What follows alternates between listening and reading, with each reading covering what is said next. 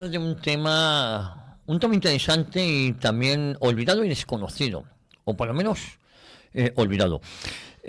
Ustedes saben que Pablo Iglesias Turrión, el fundador de Podemos, no confundir con Pablo Iglesias Poza, el fundador del Partido Socialista, eh, pues Pablo Iglesias, que fue la vicepresidente del gobierno con Sánchez no sé si es la primera legislatura, porque hay unos cacaos. Yo creo que fue la primera legislatura, duró un año, luego hubo repetición electoral, hubo coalición PSOE Podemos.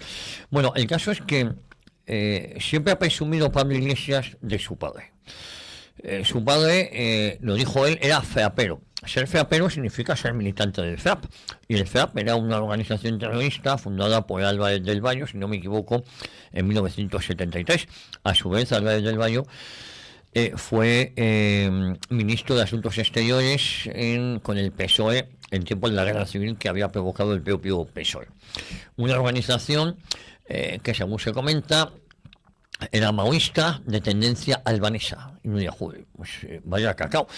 El cacao empieza desde que el momento que muere Stalin en 1954 y entonces la Unión Soviética decide reconvertirse, por decirlo de alguna manera, abandonar algunos postulados estalinistas que habían llevado a la locura a la Unión Soviética, y hay países como Albania en Europa o China que son continuadores del estalinismo porque no desean, ¿cómo decir?, un socialismo moderado que nunca fue, pero cambian de actitud. Llega Khrushchev, bueno, ustedes ya saben cómo acabó todo eso, y los más recalcitrantes estalinistas se convierten en maoístas, porque China es el país más importante, en este caso, con más poder, y en Albania, un pequeño país, pues siguen los postulados con Hoxha, los postulados de Stalin. Y en ese contexto era muy guay. En los años 70 la gente se consideraba a algunos comunistas maoístas como si eso fuese más moderno, y entre estos estaba el padre de Pablo Iglesias. Se monta una organización terrorista, FEAP, donde dicen que milita el padre de Pablo Iglesias, aunque no es terrorista. Dice, aunque ha perdido, el que milita en una organización terrorista se supone que es terrorista, pero bueno, de eso vamos a hablar hoy, entre otras cuestiones. Y para serles breve, luego el FEAP tuvo un despacho de abogados. En ese despacho de abogados, entre otros, estaba Tierno Galván. Y en ese despacho de abogados de Tierno Galván estaba un jovencísimo abogado que era el pasante de Tierno Galván. ¿Ustedes saben quién era? Pepe Bono. Es Pepe Bono el que le presenta a Zapatero a Pablo Iglesias, y Zapatero queda un nubilado con Pablo Iglesias hijo, y queda un nubilado porque lo conocía Pepe Bono al papá de Pablo Iglesias de su época de abogado de esta organización terrorista. Bueno, luego vamos a ir, digo, para poner a nuestros oyentes en contexto, pues para hablarles del FEAP.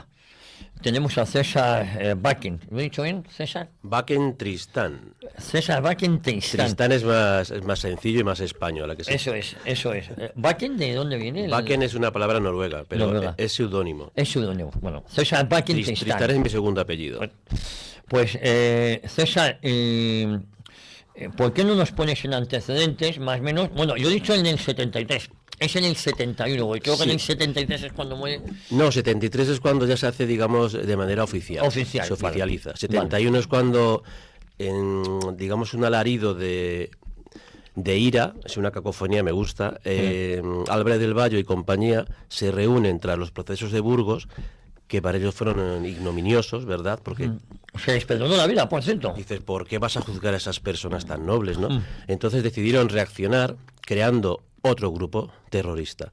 En este caso es simplemente revolucionario, ¿vale? ¿Por qué digo revolucionario? Pues porque hasta el 73 no empezaron a cometer, digamos, actos considerables de terrorismo, ¿no? Es que no terrorismo, porque digamos que en el 73, en el 1 de mayo, la manifestación fue cuando se le atribuye al FRAP, que todo dicho de paso es el Frente Revolucionario Antifascista y Patriota. Lo de patriota es muy importante y ahora ahondaremos en eso porque es Frente Revolucionario Antifascista y Patriota. Eso es Digo que lo de patriota es muy interesante porque el FRAP actualmente, sus militantes vivos, sus miembros, y militantes, es que digamos que en esa organización había gente más radical, los que cometían altercados. No, primero altercados, sabotajes, sobre todo robos. No creas que es una banda básicamente de atracadores de bancos y de entidades con dinero. De hecho, el último crimen que se les atribuye, ahora lo diré, es otro atraco a una entidad financiera de Barcelona, pero son atracos, es para sacar dinero, con la excusa de financiar el movimiento, ¿vale? Entonces, es curiosa la situación porque, digo lo de patriota, porque claro, ETA es un iba a decir un partido, claro, es que ahora es un partido político. Sí. Aunque, ¿quién dijo hace poco que Bildu que era muy democrático? Bueno, una conocida socialista que dijo que además de ser democrático eran pacifistas. Sí. Es que han dicho de todo, pero no sé quién es la última perla, alguien lo ha dicho, pero bueno. Digo alguien importante, de nivel presidencial, ministerial. Bueno, también dijo el delegado de gobierno que eran patriotas los etarras, ¿no? Más que los que llevan la bandera de España. En Hombre, eso lo dijo el querido Lehendakari Arzalluz. En el 60 y algo hay un vídeo, creo que era del 60 y algo, en el que él decía, pero un vídeo no oficial, o sea, era una grabación de un documental, digamos, que él decía que jamás se podía considerar a los etarras como terroristas, sino como revolucionarios y patriotas vascos. Pero bueno, no nos vamos a apartar. Yo decía lo de patriota porque, como el FRAP, digamos, simpatizaba con ETA no es patriota española. No, es hasta lo que yo sepa. Es separatista. Hasta lo que yo sé. Los separatistas catalanes como Terrallura tampoco son patriotas españoles, pero el FRAP sí, era patriota español. Entonces es curioso. Entonces vamos a intentar a hacer una exégesis, una explicación del FRAP para que las personas lo sepan y si estoy yo aquí, que no lo has comentado, es porque yo soy sobrino de una de las últimas mujeres condenadas a muerte. Tú eres sobrino, tu tía era Concha Tristán. Concha Tristán era una militante del FRAP, ¿no?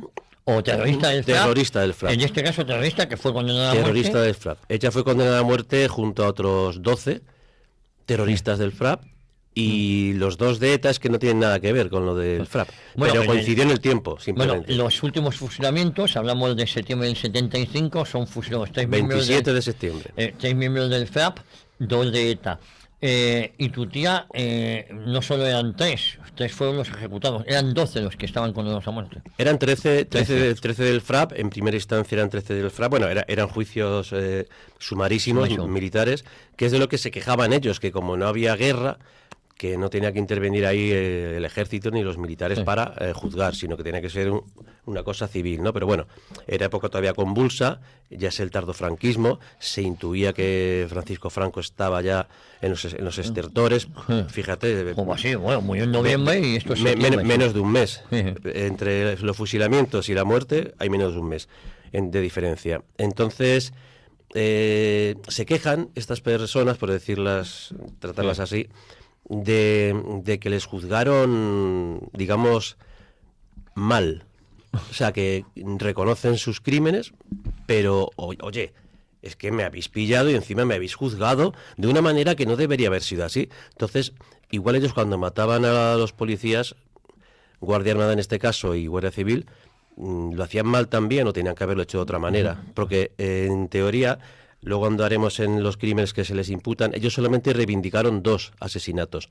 Y ambos imputan 6, ¿no? No me equivoco. Se les culpa, a ver, es que hay historias confundidas. Se llega hasta 5. Entonces, el primero es el que he comentado antes, que es lo de la manifestación del 1 de mayo del 73, donde un guardia armada es asesinado a puñaladas.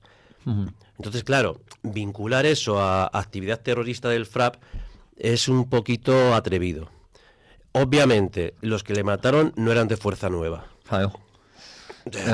Entonces, un 1 de mayo siempre se le atribuyó al FRAP la muerte a cuchilladas a un policía armada. No exactamente.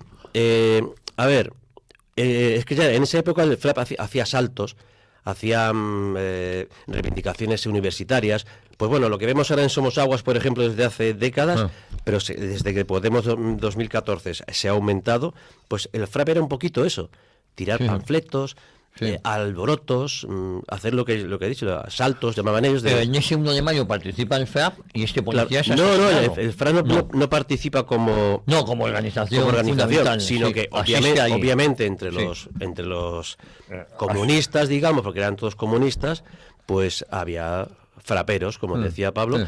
Y te quiero apuntar que lo de Pablo Iglesias, que decías, en 2012 sí dijo en el periódico, creo que es El Plural, se llama así. Sí, uno de ellos. Está escrito, y que textual, mi padre era del FRAP. Sí, pero lo que pasa es que dijo que era terrorista. No, luego 2013 es el tuit que dice frapero. Y después, cuando se puso de moda esto, es hace poco, en 2020. Nadie sabía, bueno, yo sí, por mi vínculo familiar y como soy politólogo, entonces, si no supiera yo eso, no hubiera aprobado la carrera. Aunque nunca me preguntaron del FRAP. Porque fíjate, yo me licencié en la UAM, la Autónoma de Madrid, y eran todos más comunistas, salvo Carlos Ávila, un catedrático, el resto, madre mía. O sea, tenían unas peleas, y es la Autónoma, no era Somosaguas, de la Complutense. Sí. Que Somosaguas sabe todo el mundo lo que es. Pues yo en la Autónoma, promoción del 99...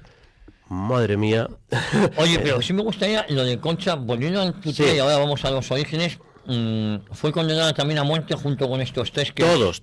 A ver, todos los del FRAP, los 11 del FRAP, o sea, 13 del FRAP, perdona. O sea, joder, ya me lío. 11 más 2 de ETA. ¿Ves que ETA? Yo lo separé un poquito porque... No, pero digo que de eso... Todos condenados a muerte. 13 del FRAP y 2 de ETA. Y al final son ejecutados 3 del FRAP y 2 de ETA. Y claro, el resto... porque a los de ETA solamente eran esos dos, que aparte no tenían vinculación. Sí, bueno, era una parte. No era un comando conjunto, eran dos, uno en cada sitio, Sí. en Barcelona y otro en otra parte de España. Pues el caso es que los del FRAP todos fueron condenados a muerte, pero solamente a 3 se les siguió con la pena. Entonces, al resto se les conmuta la pena por condenas de diversos años, 25, 30, pero a mi tía y a la otra mujer eran solo 2 mujeres, María Jesús Dasca y mi tía Concha Tristán. Fueron también condenadas a muerte. Y aquí viene una cosa muy curiosa, porque no se las ejecutó, porque al contrario de lo que ocurre ahora, el aborto no estaba permitido, por supuesto. Entonces, mi tía se salvó porque justo coincidió, no es que fuera una cosa de decir, mira, vamos a matar a alguien, embarázame justo cuando me vayan a pillar. No, coincidió. Se estaba embarazada y Franco le conmutó la pena por cadena perpetua. O sea, no te creas que era por 20, 25 como el resto, 30, no. Cadena perpetua, porque estaba condenada a muerte. Y María Jesús Dasca fingieron... El médico de la cárcel mintió en el informe, dijo que estaba embarazada porque ellos pensaban, bueno, no pensaban, esta gente no piensa, pero digamos que intuían que Franco iba a morir y que entonces, antes de los 7 meses de embarazo que tal vez les quedaría, pero claro, si no tenía barriga, mi tía estaba embarazada de verdad, pues la otra, oye, no se te nota, pero bueno, es que está de 8, o sea, de 2-3 semanas, entonces... Dice, si se va a morir nuestro caudillo en 2-3 meses, te vas a salvar. O sea, que fíjate qué torticeros son. Y si quieres, a colación de esto, te comento una anécdota, porque la famosa, entre comillas, Paquita Sauquillo, que todos la conoceréis, porque actualmente, por cierto, yo no lo sabía hasta hace... Lleva un tema muy democrático en la Comunidad de Madrid. La llevaba a través de Carmena, la infame Carmena que sufrimos los madrileños, la que hacía a los niños recoger colillas, colillas del suelo como si fuera esto, y con ceniceros, no sé. En fin, bueno, Carmena está vinculada al FRAP, pero muy indirectamente. Ella estaba vinculada a los abogados de Atocha. De hecho, ella estaba cuando la... No estaba. Es peor. Pero eso, si quieres un día abordamos ese tema porque es interesante. Carmena le prestó esa noche, su despacho a uno de los que asesinaron. Uno de los que falleció. Es que atentado. Si quieres un día, como fui amigo íntimo, pero íntimo es íntimo, de Iván Valdelvira, que falleció hace 1 año y poco. Entonces, él era el hijo de Enrique Valdelvira, uno de los abogados que murió en Atocha. Y de ese tema sé también bastante. Bueno, pero el marido de Paca Sauquillo, no sé si es el marido de Paca Sauquillo. El hermano de Paca Sauquillo murió en Atocha. En Atocha. Y luego, bueno, pero lo que decía Paca Sauquillo es que fue abogada de mi tía, Concha. Entonces, sí, claro, está vinculada también en eso. ¿Vive tu tía? Mi tía murió en 2009. En 2009. Y curiosamente, mi prima, la que provocó, que se salvara, o sea, la que nació porque su madre no murió, ella fue la que, fíjate, todo lo contrario que ahora. Dicen que el lugar más inseguro del mundo es el vientre de una madre. Y es verdad, digo, para un niño. Es cierto, o sea, es impresionante. Bueno, pues mi prima fue al revés. Ella fue la que salvó a su madre. Fíjate, pues ella también ha fallecido hace año y algo de cáncer. Su hija. Su hija. Mi prima. ¿Y tú hablabas con Concha, con tu tía? No, con Concha, a ver, yo, el tema de mi tía... Pero si quieres antes te acabo de Paca Soquillo, que es interesante. Sí, que Paca Soquillo fue la abogada de tu tía. Y estaba, como bien has dicho, estaba encargada con Carmena de la primera memoria democrática en Madrid. Yo la entrevisté, ahí conocí a Jaime Alonso, por cierto, hice un documental, y entrevisté a ella para que hablara, porque ella tenía confianza conmigo, pensando que al ser yo quien era, pues que estaba de su lado, o sea, como encima yo era amigo de, que te digo, Iván Delvira, que también estaba vinculado a esta Atocha, claro, entonces, digamos que estas personas, por llamarlas, insisto otra vez así, creen que su círculo es tan amplio que entramos todos, hasta los que estamos fuera. Pero claro, digamos que todos tenemos vínculos con gente de este tipo. Porque, a ver, un terrorista no es al 100%. Bueno, tiene una vida que parece normal en un momento determinado. Sí, claro, sobre todo en esta época, en la mía, pues yo nací en el 75, o sea, yo de esto no lo viví nada, obviamente. Pero claro, ahora se han suavizado mucho, digamos que antes, cuando mataban, cuando eran muy revolucionarios, yo creo que sí estaban al 100%. ¿Y tu tía en qué atentados estuvo involucrado? Mi tía estuvo en el segundo, que reivindicó el FRAP, en el de teniente de la Guardia Civil, que fue un crimen cobarde, no tanto como igual que el primero. A ver... Pero ella reconoció que estuvo en ese atentado. Claro. Así que... Ese fue... todos fueron en el 75, los dos crímenes que reivindicó el FRAP, que son por los que se juzgó y por los que murieron 3, y todas estas condenas que estamos hablando es por el crimen, primero, del policía armada Lucio Rodríguez, y mi tía estaba en el otro, que era el teniente de la Guardia Civil, Antonio Pose. Vale, vamos a ir por partes. Fundación original del FRAP es en el año 71, Álvarez del Valle, el que fuera ministro socialista, ministro de Exteriores, luego se radicaliza, entra en el Partido Comunista, es expulsado del Partido Comunista también, si no me equivoco. En 1970 tenemos, había sido el juicio del proceso de Burgos, que también todas las sentencias de muerte se conmutaron. Sí, hay todos fueron perdonados. Pero aún así fue el detonante que ellos pusieron para crear el FRAP. Vale. Pero que el FRAP, no te lo pidas, que era el brazo armado del Partido Comunista español, pero marxista-leninista. Porque Carrillo se fue para un lado con la URSS, y estos en su delirio dijeron, no, vamos con Albania, como has dicho antes, con Albania y con China. Y repudiamos a la URSS, o sea, tenían había un cacao mental, pero un delirio como... Pero luego estaba, y el Partido Comunista reconstituido es el germen de Grapo. Sí. Es decir, que es que había el Partido Comunista de España... Sí, pero eso es posterior. Sí, es posterior, pero digo, es en el 75, esto, el 9 de octubre también, ¿no? Prácticamente cuando el FRAP se disuelve oficialmente, aparece el Grapo. El FRAP se disuelve en el 75. No se disolvió nunca en teoría, porque hasta el año 1980 le atribuyen el último atentado, pero que es muy delirante, luego lo comentamos. Vale. En el 80. Digo, para que nuestros oyentes se aclaren, Partido Comunista de España, dirigido por Santiago Carrillo, con mano de hierro. Santiago Carrillo jura fidelidad a la Unión Soviética. En ese momento había muerto Stalin, y en 1964 se monta el Partido Comunista marxista-leninista, que es una extinción del PC. Y luego más tarde se montaría el Partido Comunista reconstituido, que es el que funda el Grapo. Y del brazo armado del Partido Comunista de España marxista-leninista nace el FRAP. Claro, y curiosamente... Y Álvarez del Valle está en este Partido Comunista. Claro, y es el fundador, bueno, es el presidente. De hecho, le dan una aura romántica, que fue en París, en la casa de Henry Miller, creo que era un escritor muy famoso, premio Nobel, me parece. O sea, que es como que nosotros estamos siempre en el bien y nos vamos a París con un escritor de renombre en su casa para hacer justicia popular, o como quieran llamar, no revolucionaria, era justicia, ay, madre mía. Es que es delirante. O sea, estas personas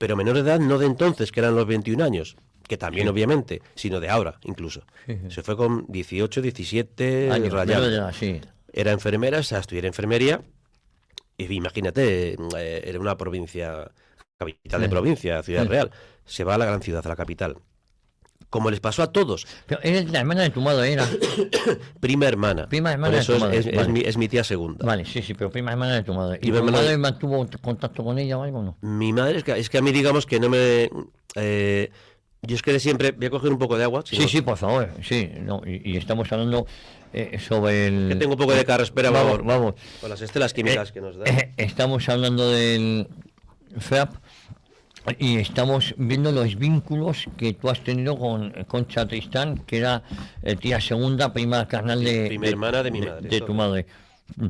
Y además, hay que recordar que los terroristas del FRAP eran muy jóvenes, muchos de ellos, me comentas, menores de edad, cuasi analfabetos, ¿no? Y partiendo de una premisa absurda de defender la lucha armada contra el franquismo, para instaurar, en los apuntes que me has pasado, una república federal comunista. Bueno, ahora leeremos los 6 puntos fundacionales del FRAP, tanto en el 71 en París como luego reafirmados en el 73. Ahora los leeremos, que es un delirio absoluto. O sea, era gente mesiánica, gente megalómana, bueno, digamos que idealistas, ¿vale? Bueno, pero me comentabas que me interesa mucho que a tu tía la conoces. Sí, mi tía, vamos a ver, yo sabía que mi tía existía, pero nunca la había visto. La vi de pequeño una vez, que vino de visita en Ciudad Real. Pero, claro, es que ella cuando aconteció todo esto, pues estuvo encarcelada. En el 77 se benefició, como ¿no? Todos, de la amnistía, que yo jamás entenderé. Bueno, sí la entenderé, pero... No la comprendo. Esa amnistía, por ejemplo, dejó en libertad a los que asesinaron a 14 personas a la cafetería, Hernando, en la calle Correo, ¿no? Claro, pero que vamos a ver, que entiendo por qué la hicieron. Jamás la comprenderé, porque escapa de mi humanidad, vale. Escapa. Pero como también liberaron a otros de otro bando... Coño, hace poco han dicho que esa amnistía... Bueno, la hicieron para liberar a franquistas. Ad hoc para franquistas. Es mentira porque de esa amnistía de más de 1.000 presos de ETA, como mucho, me parece que fueron 2 personas llamadas de ultraderecha las que se vieron favorecidas. Vamos, esa amnistía se hizo para ellos y para liberar a ETA, que estaba desarmada. Isaac, hay que retrotraerse a la Segunda República y a la pasionaria. Hay su famoso speech de más vale matar a 100 inocentes que dejar a un fascista vivo entre ellos. O sea, pues esta gente es igual, ahora solo que a la inversa. Es que se benefició en el 77 a 1. Y vosotros que fuisteis cientos, no sé los números, pero bueno, cerca de 1.000 quedaron en libertad. Yo sé que mi tía y el resto del FRAP, los otros son los quedaban 10 encarcelados, salieron todos, porque los 3 ejecutados. No. Hombre, igual podrían haber intentado, como son nigromantes, toda esta gente, haberles resucitado, ¿no? Sí, como Frankenstein. Claro, entonces, bueno, pues el caso es lo que decía de mi tía. Ella se fue por la ignominia familiar que suponía eso. Se fue a vivir a Cádiz. Y allí pues allí murió. ¿Y cambió de aires, de ambiente, o seguía siendo comunista? No sabes. A ver, sí, yo cuando hablé con ella, porque yo conseguí el teléfono, yo ya tenía mucha inquietud política desde el siglo pasado. Sí. Y mi familia lo sabía, bueno, política y de todo tipo. Entonces, y creativa sobre todo también, bueno, pues me ocultaron la información. Y un día no sé por qué me enteré de algo, de que la tía Concha que está pobre, no sé qué, lo que pasó, yo no sabía nada. Y ya me enteré. Entonces conseguí el teléfono de Strangis, porque no me lo querían dar, y la llamé. Y digo, mira, soy tal. Ah, hombre. Digo, mira, voy a hacer una película sobre esto, bla, bla, bla. Y fui a Cádiz a verla. Es cuando la conocí realmente, porque de niño no me acuerdo. Vino de visita a casa de mi abuela. ¿Esa entrevista que la haces? Pues eso fue curioso, porque mi tía ya estaba más loca que antes, porque para hacer lo que hizo había que estar muy loca, ¿vale? Cuando eres menor de edad incluso. ¿Y cuando tú la viste estaba peor? Sí, estaba, de hecho, se había pasado muchos años, bueno, décadas, en tratamiento psiquiátrico, estaba de baja, estaba cobrando del Estado que tanto odiaba, y me dijo, lo único que me dijo es... ¿Vivía sola? ¿Tenía pareja? Su hija, la que también ha fallecido, ella vivía allí mucho tiempo, tenía allí su habitación, en la que yo dormí, por cierto, me quedé 3 días, y ella estaba, la hija estaba en Sevilla, trabajando de su trabajo, lo que fuera. Entonces, pero el padre de ella nunca se supo. Nunca supo quién era, ¿no? Supongo yo que sería un frapero. Sí, sí, pues. Hombre, igual era el padre del Che Pavlenin. Sí, vete tú a saber. Sí. Habría que hacer un estudio genético, pero no, es imposible, pues bueno. ha fallecido también mi prima. Entonces, bueno, mi tía lo primero que me dice es que ella no quería hablar de este asunto. Digo, he venido aquí a hablar de esto, claro. Yo me llevé el portátil para hacer, digo, esta va a ser una entrevista, me va a empezar a decir cosas, claro, como es familiar y más confianza, ¿no? Pues me suelta eso, digo, ¿en serio? Si es una etapa que quiero olvidar, o sea, ella estaba muy mal por esa etapa. Lo que pasa es que seguía siendo, obviamente no frapera, pero sí vinculada a ese sentimiento, quieres que no era su vida, ¿no? Aunque ella lo dejó totalmente todo y tuvo que estar en tratamiento psiquiátrico, estaba muy mal, tomaba muchas pastillas, se puso muy gorda. Entonces, bueno, era una mujer que, claro, no la puedo juzgar porque solo pasé con ella 3 días y luego hablaba por teléfono un par de veces posteriores y ya es que murió muy rápidamente. Claro, entonces, bueno, ella lo que sí me dijo es que ella vino a Madrid a luchar contra el franquismo. A mí me chocó decir, o sea, tú eres de Ciudad Real, sois como 20, 30 primas, imagínate, ¿no? A todas las que todas yo conozco, y son personas maravillosas, por lo menos lo que yo sé de ellas, y tú fuiste la única que tenías que luchar contra el franquismo, y las demás porque han prosperado, porque son felices, han tenido familia, trabajos. O sea, es como ese mantra que en el franquismo no se podía vivir, y menos si eras mujer. Totalmente mentira. O sea, es gente que está enfermas mentales, como era mi tía, y entonces pues le dio por ahí. Luego la manipulan enseguida, es muy fácil manipular a un niño, eran niños. De hecho, los condenados eran 21 años, eran de esas edades. Cuando empezaron, 18, 17. Y algunos, los más mayores, eran los que les utilizaban a ellos, que ahora lo comentaremos porque hay un crimen, el imputado a Baena, que no lo cometió él. Y fue uno de los ejecutados. Y lo cometió otra persona. Vamos a ir a eso. Pero en definitiva, ¿no te dijo nada novedoso tu tía? No, ella seguía, o sea, tenía la decoración comunista, ella decía que cada 27 de septiembre, la fecha de los tal, pues ella brindaba por ellos, o sea, que era cuando tomaba una copa al año, porque primero se hizo alcohólica, cuando, o sea, pasó por todas las fases psicopáticas de cuando te das cuenta de que has matado a alguien, porque ella fue la que ordenó la ejecución del guardia armada, o sea, del guardia civil. O sea, digamos que era como una cadena. Sainz fue el que disparó con una recortada. Sánchez Bravo fue quien le dijo toma el arma y vete a por él, que llega hasta ahora a su casa. Y luego mi tía fue la que ordenó a Bravo que lo hiciera, y a mi tía le contactó Dasca, María Jesús, con la cúpula. O sea, que cayeron todos por eso, eran eslabones de la misma cadena que luego cobardemente asesinaron en este caso al guardia civil por la espalda y de servicio. O sea, fue de servicio. Cuéntanos cómo fue. Yendo a su casa. A ver, los atentados causa de los fusilamientos del 27 de septiembre del 75. Sí, pues el primero, el de Policía Armada que os digo, Lucio Rodríguez. ¿Cómo fue? ¿Y por qué iban a por Lucio Rodríguez? No iban a por nadie. No iban a por nadie, Iban, digamos, de caza, como nos acusan a los del otro lado. Sí. De caza. Bueno, pues entonces, iban de caza, tal cual. Se metieron 3 en un coche. Iban a matar a un policía de uniforme, de lo que fuera. Pasaron por las oficinas de Iberia, no recuerdo ahora mismo la calle, no sé si estará apuntada, bueno, aquí en Madrid, y vieron a este hombre. Bueno, aquí en María de Molina o Avenida América estaban. Yo conocía Avenida América, pero esa no es, porque yo vivía ahí al lado. En esa época era otra, en el 75. Pues estaba ese hombre haciendo un turno de vigilancia, como cualquier guardia que vigilaba en esa época, y le vieron, se bajaron del coche y le descerrajaron 8 tiros. 8 tiros. 8 tiros. Entonces, estos es el que te digo que Humberto Baena, que fue el condenado, no fue el que disparó. Es decir, había 3: Vladimiro Fernández, Manuel Blanco Chivite y José Humberto Baena. Claro. El condenado y fusilado sería Baena. José Humberto Baena. Que de hecho hay un documental que si queréis verlo vais a reír bastante, que yo conocí al director, con estas cosas le quedé un día con él, que se llama Septiembre del 75, y es para defender, digamos, la inocencia de Baena, pero con truco. Quieren la restitución de no sé qué tal, dinero. reparación lo llaman. Bueno, el caso es que si no fue Baena el material, ¿quién de los otros dos fue? A ver, yo me entrevisté con Blanco Chivite para el tema del documental, porque con él también. Claro, era amigo, este es el peor, este sigue vivo. Blanco Chivite era el amigo del productor Pedro Costa.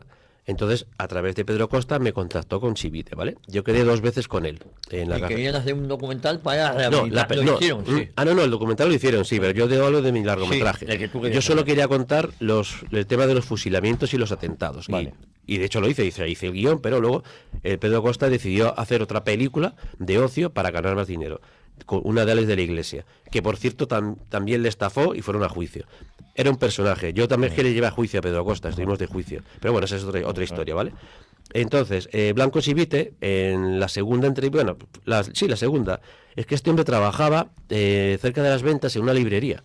Y me citó ahí, ¿no? Era de un amigo y él estaba ahí como... Es que toda esta gente son muy cultos. Son tan cultos que tiene que estar en una librería. Digo, joder, madre mía, bueno. Y te fuiste a verle a Blanco Chivite, que, insisto, en el atentado del 14 de junio del 75... El del policía armado, Lucio Rodríguez. Un policía armado, Lucio Rodríguez, y están involucrados 3 personas. Los 3 del coche. Eso es. Vladimiro Fernández, Chivite y Baena. Baena sería el único fusilado por este atentado. Y bueno, todos condenados a muerte. Sí, fueron detenidos los 3. Todos, sí. Entonces, pero porque iban en el coche, o sea que... Sí. Entonces, bueno... ¿Cuándo fueron detenidos? ¿Poco después o...? Creo que a las horas. Vale. Ni siquiera. Porque, vamos, es que eran muy torpes. Es como si íbamos tú y yo borrachos. Imagínate, un partido de fútbol. Somos unos radicales de X equipo. Nos mamamos. Vamos a coger al del otro equipo. Vamos de cacería. Ves a cualquiera y le matan. Y son detenidos. Pues te pillan. O sea, es que eran aficionados, eran idiotas, idealistas. Bueno, Chivite, ahí lo que te iba, en mi segunda entrevista, ya en un bar ahí en el Reina Sofía, al lado del Brillante, ya es cuando empezamos a ahondar y a tomar notas para el guión, ¿no? Que él me diera información. Bueno, pues fue cuando él me dijo que Baena no lo hizo. Digo, ¿y cómo lo sabes? Claro, él estaba. Dice, yo te aseguro que Baena no fue. Y digo, ¿y quién fue? Ya se me quedó mirando y dije, claro, has sido tú. Y asintió. Es decir, que muy posiblemente Baena, aunque a pesar de que los 3 son condenados a muerte, ¿no? Pues lo hayan sido todos. ¿Y por qué se elige? Son unos... quizás los que consideraba... fue un juicio sumarísimo, o sea, no se puede saber... consideraban los que eran los materiales... Igual era pinto gorgorito, ¿eh? Sí, vamos a empezar a fusilar. Tomas declaración y dices, hay que fusilar a alguno sí o sí. Y en este caso, ya te digo, a mí Chivite me reconoció que Baena no fue. Y por eso, bueno, no por eso, porque la familia de Baena no estaba en esa reunión, pero la familia tenía indicios que no. Bueno, el caso es eso, que Chivite es un tío muy peligroso. Y hasta ya lo decía, hay un libro de Pedro J. Ramírez, Pedro Jeta, o Pedro J. Calborota, como le queramos llamar, que a mí me asombró, me lo prestó mi tía, y se llama algo del franquismo, ¿no? Pero bueno, es un libro justo de esa época, 76, o sea que prácticamente al año o menos, Y ahí él describía a Chivite como decía, como el alma mater de todos estos, porque Chivite ya era adulto, él tenía 36, 37. ¿Chivite sigue vivo ahora mismo? Sí, creo que sí. Yo la última vez que le he visto, no en persona, sino en un vídeo, fue en una aquelarre que hicieron en el 2015, coincidiendo con el 40 aniversario de los fusilamientos, como homenaje. Y curiosamente, está en internet si lo quieren buscar, curiosamente es que es muy bueno ver eso, ver esa porquería.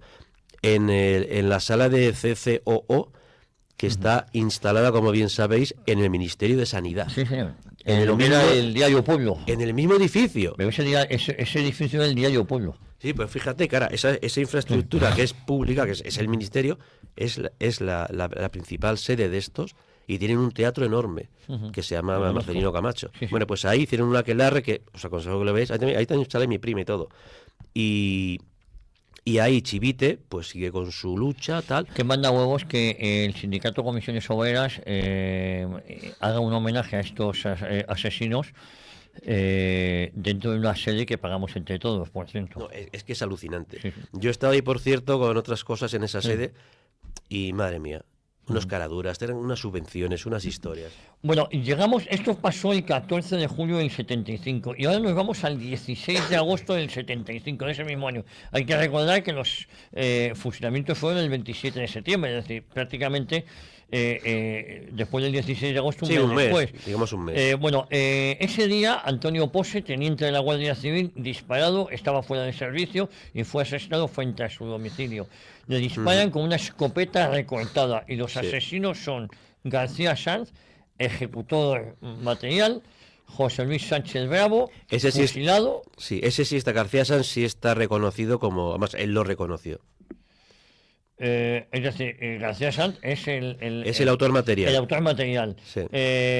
También sería ejecutado el segundo, el que le suministró la recortada. Vale. Que esto es curioso porque, perdóname, Isaac, es que a Sánchez Bravo le conocía a su hermana. La fui a entrevistar a Murcia, a Vicky Sánchez Bravo, para el tema de la película. Entonces, yo cuando estaba con esta mujer, que también sale en todas las manifestaciones, en el aclarar que les he comentado del 2015, pues ella sale siempre. Es una mujer, bueno, a mí me trató muy bien, ¿eh?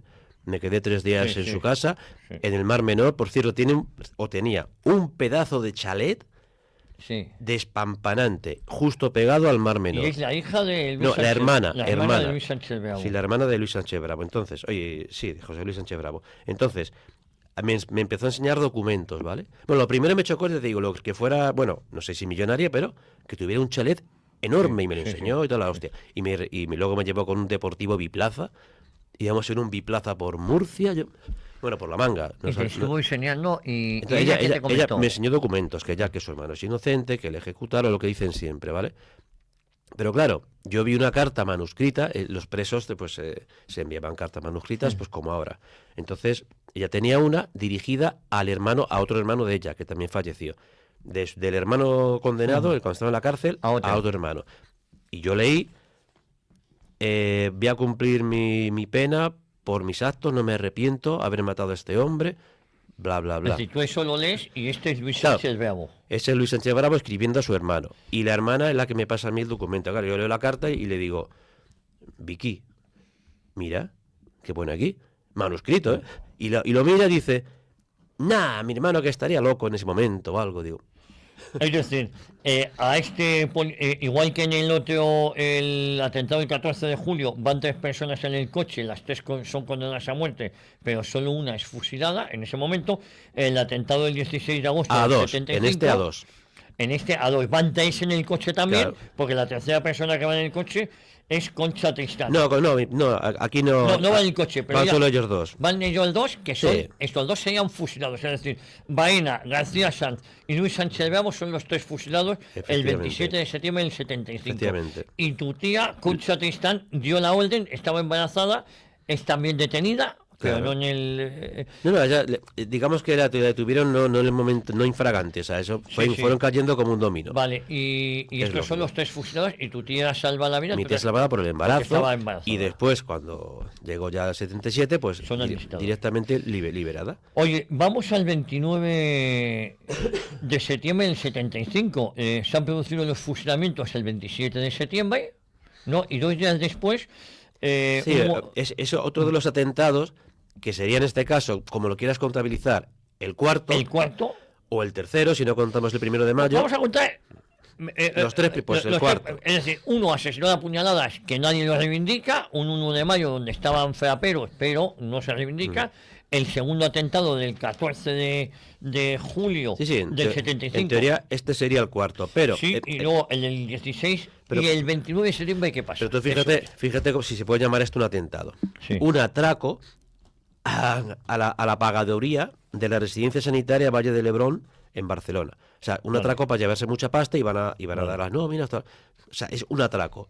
Y entonces, a ver, a mí esto me recuerda, y que no quiero frivolizar con esto, ¿vale? La película Máquina Baja, la primera, cuando mata a un comisario porque le da una paliza a uno, el media hostia, que es uno así muy grande, y mata a uno, otro revolucionario, a la barricada, y en teoría por cantar le matan. Para que veas la imagen que hasta en una comedia se tiene de la España, porque Maki no sé si se ambienta en los 80, supongo. En los 80. Pero bueno, no ponen fecha, creo. O sea que, no, pero se intuye que no es el franquismo. Pero aún así, no, es se sigue la movida. Como que la policía tortura solamente a los comunistas y como diciendo, bueno, pues el Maki entra a un bar de traviesos, me lo pone, con el comisario y le mata. Con una pistola le mata y cuando se va empieza a decir: oye tú, Azcárraga y Casco, con los hemobanios, hostias, como haciendo que se tarra. O sea que digamos que atribuir eso de Maki a ETA. Entonces, lo de esto que estamos comentando de Barcelona, por favor, es un atraco. Sí, pero en ese atraco no hay detenidos. ¿Y por qué se sospecha que es el FEAP? Pues la policía pone que se apuntaba al grapo. Sí. Otras fuentes con quien hablarían es que claro, yo no tengo las pesquisas policiales. Entonces, al FRAP. Y otros ya dicen a un grupo que fue la posterior Terrallura, Época, que tampoco lo conocía. Época no lo conocía. Época es, como la revista, ¿no? Justo anterior a Terrallura. Claro, pues yo no lo conocía, sinceramente. Entonces, el Ejército Popular Catalán. Nadie lo reivindica y yo insisto, un atentado se hace para reivindicarlo. O sea, tú no vas a matar siendo un terrorista y no quieres que lo sepan, por favor. Eso es una aporía. ¿Nunca hubo detenidos por este atentado? No. Sí, no está esclarecido. Te quiero decir que lo que sí está claro es que ese asesinado Diego del Nido, que era guardia armada, y se adjudicó al Grapo, pues, al FEAP posiblemente, porque fue 2 días después de los fusilamientos, ¿no? Es que en teoría hilvanaron diciendo, bueno, es como una protesta, pero claro, ¿quién protesta contra unos fusilamientos de tus compañeros robando un banco?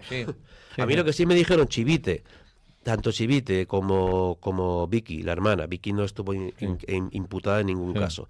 Y luego también me entrevisté, que eso no lo he dicho todavía, con la mujer de Sánchez Bravo, que era mujer, estaban casados, que es la Silvia Carretero. No sé si también sale mucho en estos... es abogada. Y ella sostiene que este asesinato, este atraco... Silvia Carretero, lo que pasa, tenía mucho vínculo con... Es que estaban casados, aunque fueran tan jóvenes, estaban casados. Y embarazada. También hablé con la hija. Por cierto, la hija fue, no sé si sigue siendo, es embajadora de España, creo que en Bruselas o por ahí cerca. Y renuncia totalmente, repudia a su padre. De hecho, cuando la contacté para que me hablara para la película, me amenazó con denunciarme y tal. Digo, no te preocupes. Digo, si tú sales, es en el vientre de tu madre. Porque yo solamente me remitía a eso. Pero la tía es profusamente odia todo esto y es, digamos, del bando contrario. Bueno, es Vox Populi. Precisamente la hija de Pedro Jeta la intentó entrevistar cuando era embajadora, que yo vi un artículo, porque la hija también se ve que es periodista, y como dijo que su padre habló de su padre, palabras de la hija de Pedro Jeta. Mi padre habló de tu padre, pues yo quiero que tú me hables de tu padre. Y le dijo la otra, por ahí se va a Madrid, tira, no anda. Quiere saber nada. Vuelve a Madrid, que yo estoy aquí en una fiesta. O sea que bueno, pero digamos que a mí me dijeron estas personas que todo el tema de los atracos produjo, como es obvio, ingentes cantidades de dinero. Y lo malversaron. Muchos se compraron pisos, muchos se compraron... fue utilizado había muchos para lucro personal. Uno de ellos era el padre de Pablo Iglesias, pero que se sepa no estuvo involucrado en ninguno de estos atentados. Ese era un pagafantas. Y ya está. Por eso, precisamente, cuando lo de Cayetana en el 2020, que fue cuando la gente conoció al FRAP, porque fue en el Congreso cuando lo dijo, le denunció el padre. Y el juicio lo perdió en 2023, salió la sentencia, y el padre, para alegar querer ganar el juicio, él decía que él no fue terrorista, y ni siquiera del FRAP. Entonces, dijo que lo que había hecho su hijo, el tuercebotas que era una broma familiar. O sea, yo lo hago siempre con mi padre. Yo en todas las comidas, da fe mi familia, y digo, mi padre que era etarra, fue de... Oye, nos quedan 5 minutos y insisto, ese 29 de septiembre del 75, 2 días después, es asesinado un policía en un atraco. No está claro la autoría, hay quien se lo adjudica al FRAP, precisamente porque son... lo que hemos comentado, o sea, que eso no está... Yo personalmente no se lo adjudico, solo les adjudico los dos por los que les condenan. Bueno, y el 2 de mayo del 80, ¿qué es lo que pasa? Porque un guardia de seguridad también, de nuevo, en un atraco, Jesús Aguado de Zaragoza. Sí, lo hemos tocado antes, por encima, pues nada. Para en mí las oficinas de General Motors. Otro atraco. Vale. Y en el 80, el FRAP ya ni existía, que va que no, que el FRAP solo reivindicó los dos atentados que yo les adjudico, los que les llevaron a las condenas. El resto son especulaciones. El del 1 de mayo, vale, podemos aceptarlo, pero los otros dos nombres. Oye, dime una cosa. Por los de agosto del 75 fueron condenados a muerte 11 militantes del FEAP. Y los dos de ETA. Y los que 3 fueron fusilados. Que siguen a día de hoy, perdona, en los actos que os he dicho, 2015 y los posteriores que harán y los anteriores al 75, siguen aunando los del FRAP a ETA, al Grapo. O sea, ellos se identifican, hablan de Euskal Herria, hablan de países catalans, o sea, que hacen piña, o sea, que no engañan a nadie. Es como lo de decir que el FRAP no era terrorista, pero si su emblema era perdón por mi carraspera, era un puño comunista soportando una metralleta. ¿Eso qué es? Y una estrella, de fondo. De fondo el mapa de España sí le sé la bandera republicana. Cuéntanos, nos hablaban de 6 puntos programáticos en los que salía el FRAP. Delirio, lo tengo por aquí, sí. Los 6 puntos acordados en 1971 en la reunión de París. Sí, fíjense lo que les llevó a estos delirantes, 71, y luego estos puntos fueron hasta su extinción, ¿vale? Fíjense lo que tenían en la mente estas personas. Punto 1. Derrocar la dictadura fascista y expulsar al imperialismo estadounidense de España mediante la lucha revolucionaria. O sea, ya quieren echar a los yanquis. Vale. Casi nada, ¿eh? 1. O sea, joder.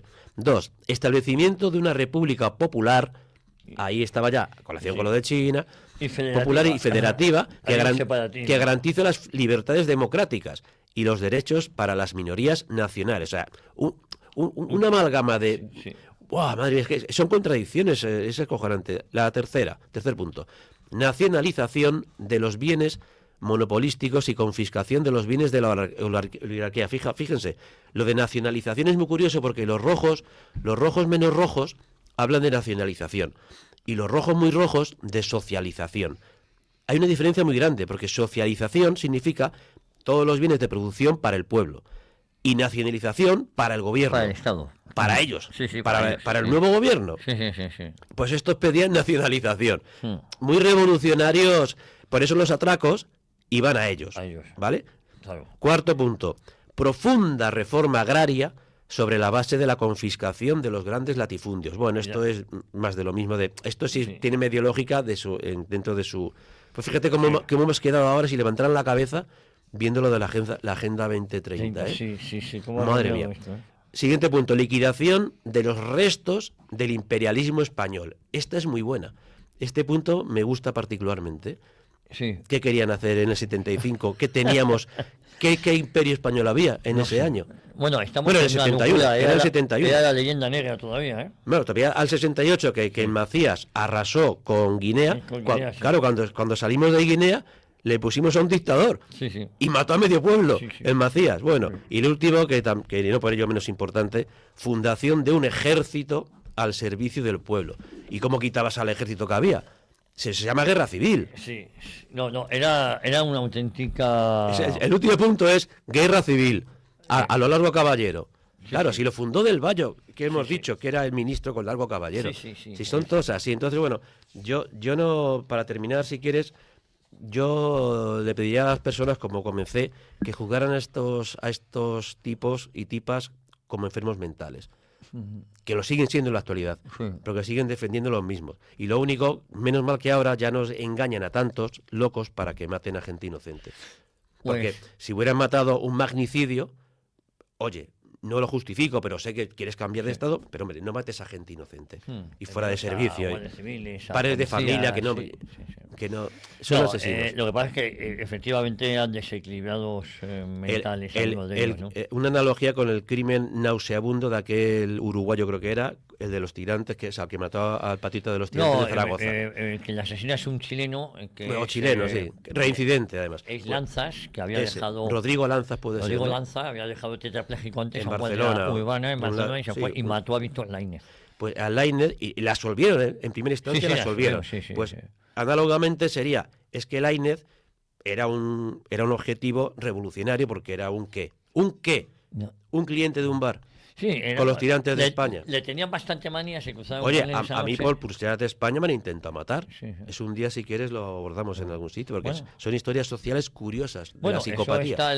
Hemos estado presentes el pasado 8 de marzo en las manifestaciones y aquello ha sido también de locura y con amenazas muy serias, ¿no? El fascista muerto, abono para mi huerto y cosas así. Sí, ¿no? Están muy locos. Si tuvieran poder para ejecutarlo. Bueno, hemos visto cómo han reivindicado ahora las peores siglas, las siglas del odio del Frente Popular, ¿no? Las han reivindicado y las han registrado. Así que, pues César, no tengo tiempo para más. Un placer haberte tenido aquí hablando de... Gracias, ¿no? A ti. De esta organización. Y un saludo a toda tu audiencia. Pues muchísimas gracias. Y a todos ustedes prometemos volver, Dios mediante, la próxima semana aquí a Historia de una Época en Informa Radio.